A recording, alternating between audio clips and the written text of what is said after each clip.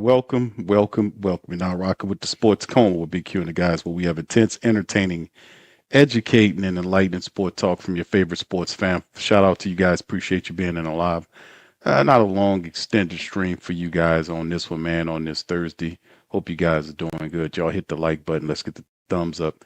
We up in this thing, Sports Coma style on a Thursday, man. Check this out, man. Some news to kind of talk about on this broadcast. Not too bad, but maybe this is a precursor to something larger. Saints quarterback Tyler Shough named NFL Offensive Rookie of the Month. Now we know they don't start announcing the Rookie of the Year or the honors until February. I think it's the Thursday before the Pro Bowl game, and they announce the honors of who wins what and why.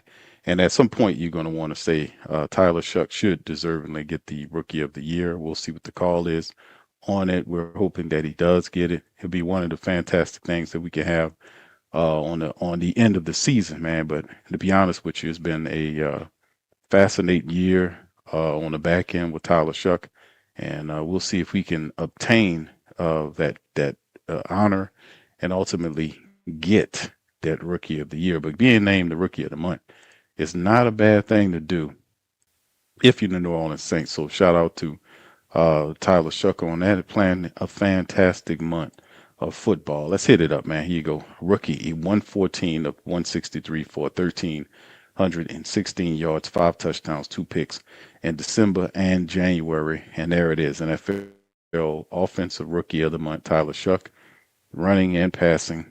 Did a really good job at yards, man, of being here. So he earned the offensive honor after competing that stretch of games, almost 70%, which is really impressive. Over 1,300 yards, 5 touchdowns against 2 picks. His rating was an insane 99.1. And on third down, his rating was 111.6 on third down over the final month. So it just showed a continued improvement with Tyler Shough. So he rushed 24 times for 134 yards, had 3 rushing touchdowns during that stretch to earn those honors. So it's been a very special year, well, for the times that he did play. So he's also a front runner for the AP NFL Rookie of the Year honors. In 10 games with 8 starts, he completed 221 of 327 for almost 68% of his passes, over 2,300 yards, 10 touchdowns against 6 picks, a rating of 91.3 and a rating of 103.3 on third down, which is the money down, you see, and that leads the NFL. So Shough's almost 67% completion percentage was the third highest among qualifying rookies of all time.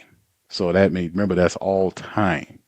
Third highest among, and that's his completion percentage, all time, rookies all time. That says a lot. So in that 5-game stretch from December the 7th to January the 4th, he led the black and gold to a 4-1 record, including a 4-game winning streak, 3 fourth-quarter game-winning drives during a 5-game stretch. So he led all NFL rookies in completions, completion percentage, passing yards, passer rating, and third down passer rating, as well as victories and fourth-quarter game-winning drives.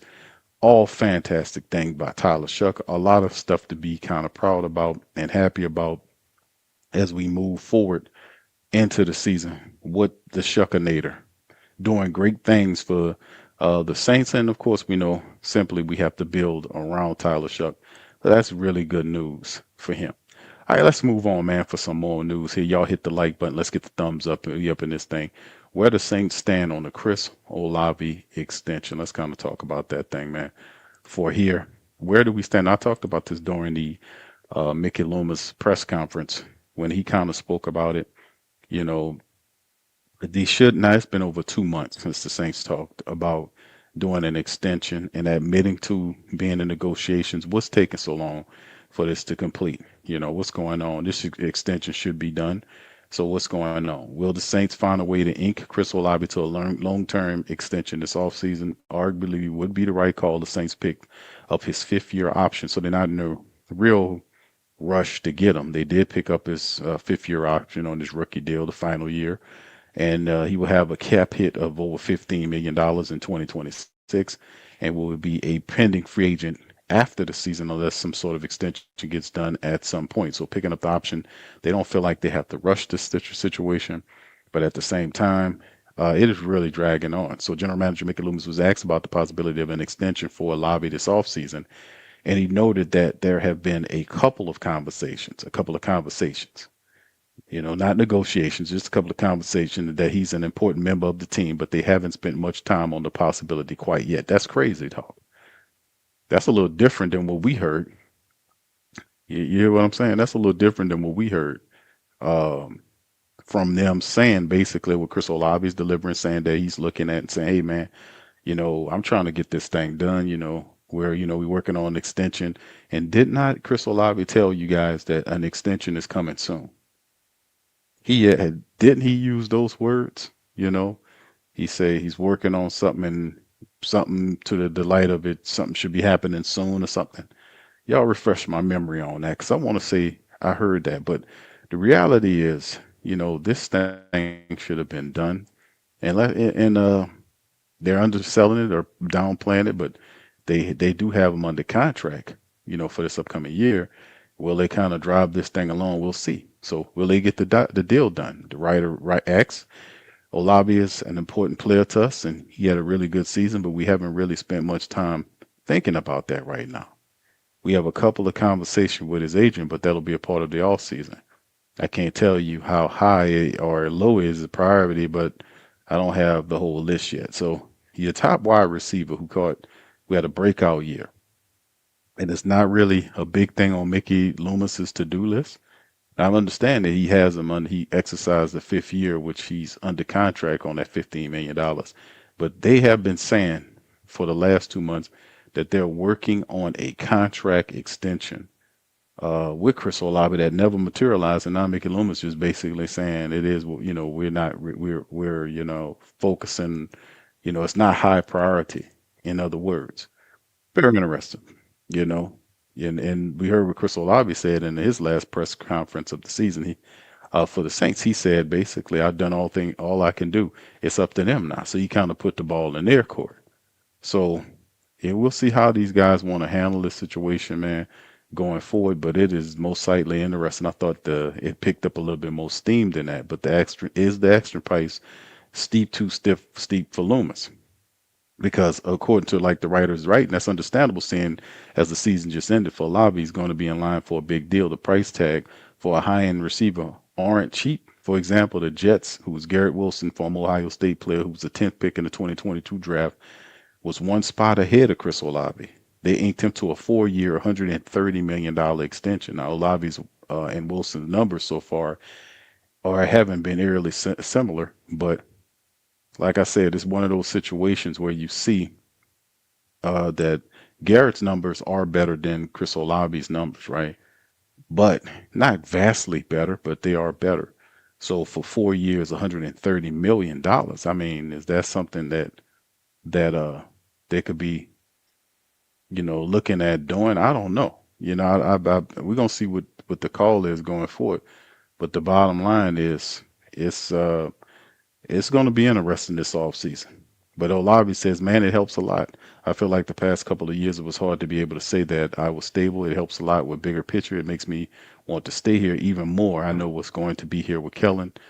Tyler says, I like a great quarter. He says, like I said, a great quarterback, and that's probably the main things you need as a receiver. So it makes me want to get the contract deal done even more, and hopefully it happens soon. So now it's a matter is letting the offseason fully get going, then making something happen. There aren't many guys out there like Chris Olave. So yes, the question is, um, should the Saints, and ultimately I think they do get the deal done. But, over the last 2 months, we was kind of looking at it saying, thinking that it's something that would have gotten done before the season started. But ultimately, as you can see, not so much. Anyway, we just have to keep on monitoring that. But the whole Chris Olave thing is totally different than what we're seeing here. All right, let's keep pushing, man. Shout out to the Canal Street Chronicles. They did a really good article right here and talked about the Saints' strength of schedule heading into 2026. And the Saints finished last in the NFC South and as a result, they will face 3 opponents next season that all finished last in their respective divisions. This is excellent news for the Saints and hopes improving their record next year, but it also plummets the strength of schedule. So according to the Saints, they have the second easiest schedule when using current records. So as you can see, this is the strength of schedule chart for 2026, and you can see right here at the very bottom, the New Orleans Saints right here are second to only the Cleveland Browns in strength of schedule for 2026. So we're gonna see how that thing goes. But strength of schedule, whatever, man, they got to still be able to win some games. But it's still positive, man. And that stuff will change based on the coaching changes and draft and free agent signing. So we'll see. But it's something to consider, right? But this past year, the massive jump the New England Patriots took was largely attributed to the strength of schedule. Good team, but the Patriots have a more challenging schedule. There's no guarantee they could repeat their current success. As you can see in the graphic, we'll see if this happened this upcoming season. So you do face some struggling teams, and sometimes, as a result of not having to play teams like Green Bay or Kansas City when they got Mahomes or Buffalo or any of these really rough teams or tough teams who got it going on, it does help your bottom line if you're on par or if you're on course to win some games. So the Saints come into 2026 with the second easiest schedule for 2026. So we'll see how that impacts as we move forward, baby. Y'all hit that like button as we keep going. Shout out to y'all. All right, here's another one, man. Kind of came across the feed, man. It's this one right here. Commanders, former Saint cornerback Marshon Lattimore arrested on possible weapon charges. Now remember, there's some foolishness that happened with Marshon several years back when he had friends. I ain't gonna call them friends because no friend wouldn't do you that. Had basically dropped the weapon in the backseat of his car, this kind of stuff, and he was kind of able to wiggle out of it. But this time around, this one here, he got arrested on as Commanders cornerback Marshon Lattimore was arrested in the suburban Cleveland on Wednesday on possible charges of carrying a concealed weapon, according to police. Lattimore was arrested following a traffic stop in Lakewood, Ohio at 6:14 p.m. Wednesday, according to the police. He was booked into jail but later released. The matter remains under investigation. Now, the police report, which lists a 9mm Glock as evidence, lists a possible second possible charge of improperly handling firearms in a motor vehicle. In a statement, the commander said, "We have been made aware of the arrest and are gathering more information. We have informed the NFL league office and they have no further comment at this time." He was also arrested back in March of 2021 in Cleveland, was initially charged with a felony for receiving a stolen firearm. The felony charge was later dismissed, but Lattimore pleaded guilty to carrying a concealed weapon, a misdemeanor. He received 1 year probation and a suspended 180-day jail sentence. Lattimore then spent the past year and a half with the Commanders, who acquired him from the Saints in trade last season. And he only played 5 games with Washington, including the playoffs, because of a hamstring injury. He tore his ACL on November the 3rd and missed the remainder of the season, and Washington could save $18.5 million by releasing Lattimore. And New Orleans drafted Lattimore was 29 in the first round back in the 2017 draft. He made 4 Pro Bowls with the Saints. And that's sad news right there with Lattimore. And I know Ohio's tough. Cleveland is tough, and we'll have to see what happens with Lattimore moving forward on that, man. But that's kind of something that we've seen before, and we'll just have to kind of maintain and watch that story as we go forward. So anyway, with that being said, fam, listen, a lot of positive stuff going on in the season, man. A lot of great stuff happening right now. Checking out the college football playoff with Miami and Ole Miss, having a hell of a game going on right now. Pelicans play tomorrow. There's a lot of stuff going on in the college world with the transfer portal. Just a lot of great news to kind of talk about. And we'll be covering that as well on the Sports Coma into this offseason. So y'all get prepared to see some topics outside of our traditional black and gold coverage here on the Sports Coma, man. We're going to be talking about it all, baby. So anyway, with that being said, man, y'all fill up the comment section. Let me know what y'all thought about these articles we covered today. And also feel free to hit the like button, hit the subscribe button, and by all means, feel free to share the show on your social media feed. We up in here representing the mighty Who Dat Nation, man. And I'm going to holler at you on the next time. Listen, by the way, fam, for our Patreon family members, we got some new shows coming up for On Q with Big Q. That show's only available for our Patreon champions. That is news stories we cover across the spectrum on different events outside of the world of sports and entertainment. and all kind of stuff we talk about on Q with Big Q. We have a large library on Patreon. If you want to join us over there, hit patreon.com/the Pro Media Network, or simply become a YouTube member. You'll get access to our years and years and dozens of lock content and breakdowns on film work and all kind of stuff that we've done on YouTube. You can help us out as we continue to build forward. You see, we done rebranded and we continue to take it to the next level. So with that being said, I appreciate all who have helped. And for the rest who want to join, check the links in the description section.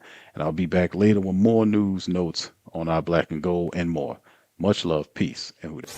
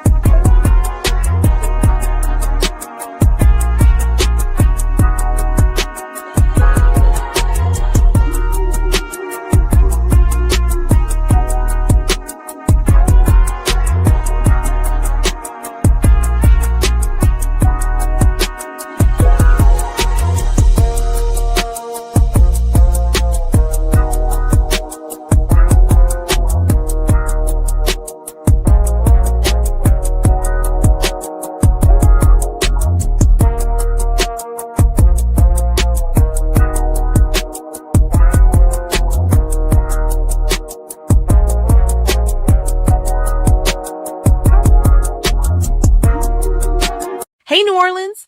Whether you're catching up on Saints news at Jackson Square, checking Pelicans scores in the Garden District, or staying updated on LSU while grabbing coffee in the French Quarter, there's one place that keeps you connected to everything that matters in our city. From Bourbon Street to the Superdome, from Preservation Hall to the Riverfront, New Orleanians are staying in the know with thewhodatdaily.com. Your daily source for Saints, Pelicans, LSU, and all the sports, music, and culture that makes our city special. At work downtown, at a game in the Dome, or just relaxing by the Mississippi, wherever life takes you in the Big Easy, you can stay connected. Because when you're from New Orleans, you don't just live here. You stay in the NO. That's stay in the know. Visit thewhodatdaily.com and never miss what matters most to Who Dat Nation. Welcome to the Pro Shop, where we create authentic NOLA-inspired clothing for men, women, and children. From Saints jerseys to Pelicans gear, everything's crafted right here in New Orleans. Whether you're shopping the Pro Shop, the Pel Shop, or the Pro Shop Kids, we've got your whole family covered with genuine merchandise that represents our city's spirit. Check for links in the description section below or